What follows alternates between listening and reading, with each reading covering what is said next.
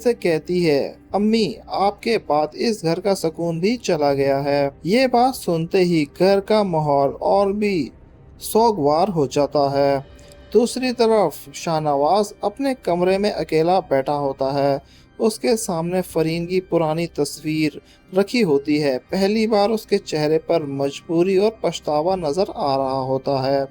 वो तस्वीर को देखकर धीरे से कहता है, मैंने कभी नहीं सोचा था कि तुम इतनी जल्दी मुझे तन्हा छोड़ जाओगी।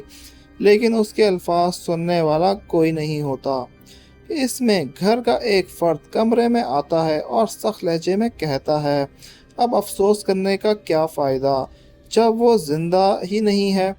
शाहनवाज उसकी तरफ देखता है मगर कोई जवाब नहीं देता। उसकी खामोशी से उसके सबसे बड़ा इकरार बन चुकी होती है। सानिया अपने कमरे में जाकर फरहीन की दी हुई चादर को अपने दिल से लगा लेती है।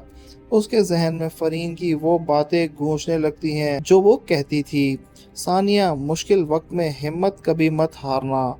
ये याद आते ही सानिया की हिम्मत टूट जाती है। वो जोर जोर से रोने पड़ती है। इसी दौरान दरवाजे पर दस्तक होती है। सानिया आंसू पोंछकर दरवाजा खोलती है। बाहर घर के एक फर्द खड़ा होता है। वो नरमी से कहता है, तुम्हारा इंतजार कर रहे हैं। सानिया खुद को संभालते हुए बाहर चली जाती है। डाइनिंग हॉल में सब खामोशी से बैठे होते हैं मगर किसी का खाने में दिल नहीं लग रहा होता। एक ही लम्हे के लिए सबकी नजरें शाहनवाज पर पड़ती हैं लेकिन वो सर झुकाकर बैठा रहता है।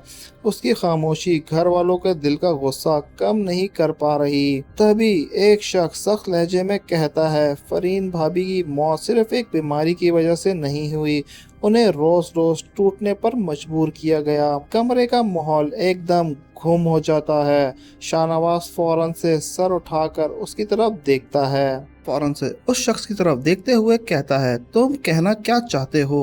वो शख्स बिना डरे जवाब देता है, मैं सिर्फ इतना कह रहा हूँ, फरीन भाभी ने सारी जिंदगी इस घर को जोड़ने की कोशिश की लेकिन उन्हें कभी वो इज्जत और सुकून नहीं मिला जिसकी वो हकदार थी। ये अल्फाज सुनते ही कमरे में फिर से खामोशी छा जाती है।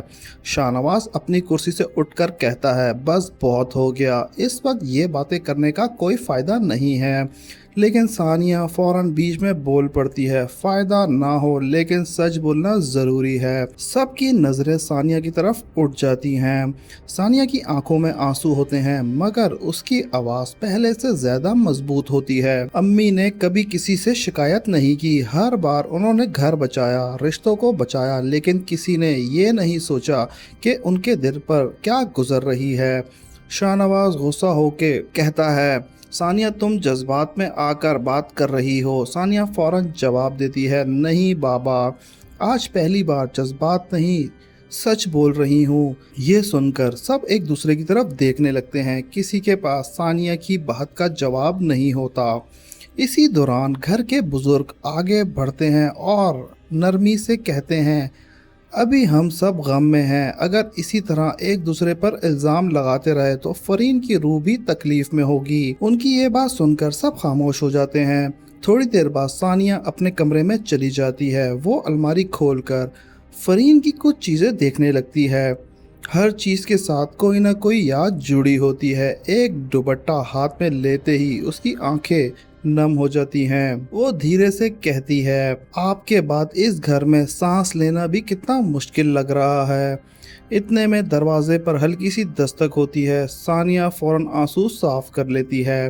दरवाज़ा खुलता है। शुजा अंदर आता है। वो कुछ लम्हों तक सानिया को देखता रहता है, फिर नरमी से कहता है, खुद को इतना मत तोड़ो, अगर तुम टूट गई तो इस घर को संभालेगा कौन?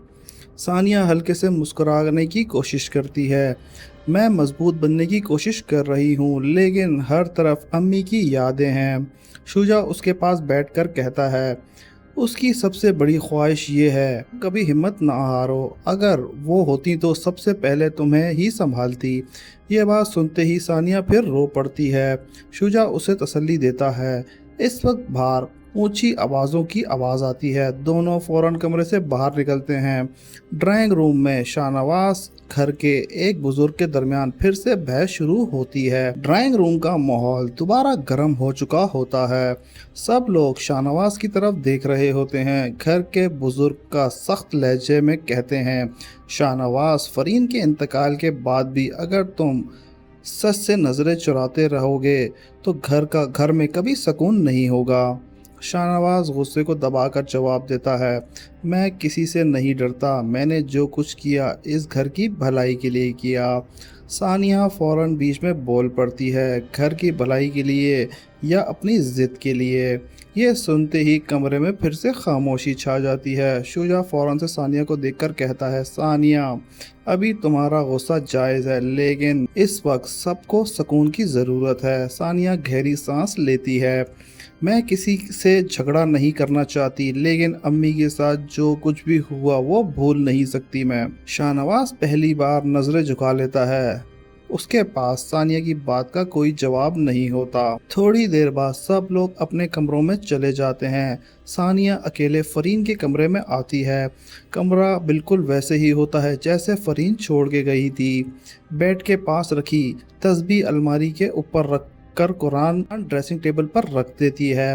فرین کی چشمہ دیکھ کر ثانیہ کی آنکھیں پھر بھر آتی ہیں۔ وہ دھیرے دھیرے بیڈ پر بیٹھ جاتی ہے۔ امی، آپ کے بنا یہ گھر کتنا عجیب لگتا ہے۔ اس وقت اس کی نظریں سائڈ ٹیبل پر رکھی ایک چھوٹی سی ڈائری پر پڑتی ہے۔ ثانیہ ڈائری اٹھاتی ہے۔ وہ پہلے ہی صفحہ کھولتی ہے۔ اس میں فرین کی لکھی ہوتی ہے۔ ڈائری کے چند الفاظ پڑھتے ہی ثانیہ کا چہرہ بدل جاتا ہے۔ وہ دھیرے سے کہتی ہے، تو امی یہ سب دل میں چھپا کر جیتی رہی؟ اس کی آنکھوں سے آنسو ڈائری کے صفحوں پر گرتے رہے۔ اس وقت کمرے کے باہر کسی کی قدم کی آواز آتی ہے۔ ثانیہ فوراً سے ڈائری بند کر لیتی ہے اور الماری کے اندر رکھ دیتی ہے۔ دروازہ کھلتا ہے۔ شاہ نواز کمرے میں آتا ہے۔ دونوں کچھ لمحوں تک ایک دوسرے کو دیکھتے رہتے ہیں۔ شاہ نواز نرمی سے کہتا ہے، میں فرین کی کچھ چیزیں اپنے پاس رکھنا چاہتا ہوں۔ ثانیہ اس کی آنکھوں میں دیکھ کر جواب دیتی ہے، چیزیں سنبھال لینا آسان نہیں ہوتا لیکن رشتوں کی قدر وقت پر کرنی پڑتی ہے۔ یہ الفاظ سنتے ہی شاہ نواز بالکل خاموش ہو جاتا ہے۔ وہ بنا کچھ کہے فرین کی تصویر اٹھاتا ہے اور اپنے کمرے میں لے جاتا ہے۔ ثانیہ اسے جاتے ہوئے دیکھتی ہے۔ اس کے دل میں پہلی بار ایک نیا سوال پیدا ہوتا ہے، کیا امی کی موت کے پیچھے واقعی صرف دکھ تھا یا کسی ایسا سچ ہے جو اب تک چھپایا گیا ہے؟ ان کے کمرے سے باہر نکلتی ہے۔ اس کے چہرے پر ایک الگ سی اداسی ہوتی ہے۔ دوسری طرف ڈاکٹر شاہ نواز بنا کسی سے بات کیے اپنے ہاسپٹل پہنچ جاتا ہے۔ ہاسپٹل میں اس کا دل بھی کسی کام میں نہیں لگ رہا ہوتا۔ وہ اپنے کیبن میں بیٹھے فائلز دیکھ رہا ہوتا ہے۔ اتنے میں اس کو ایک پرانا دوست اندر آتا ہے۔